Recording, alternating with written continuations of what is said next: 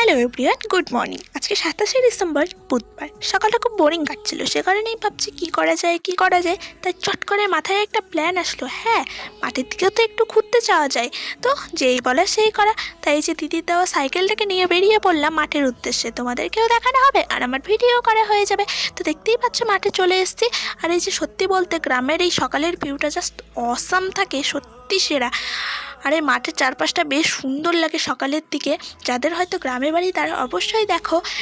ওই যে দেখছো পিছনের যে সরু সরু আলগুলো যেটা দিয়ে আমি আসছি, সেগুলো দিয়ে বেশ সাবধানে চলাফেরা করতে হয়, না হলেই পড়ে যাবে। খুব সরু সরু, সে কারণেই। আর দেখছো ওই যে আশেপাশের যে জমিগুলো, সেগুলো সব আমাদের।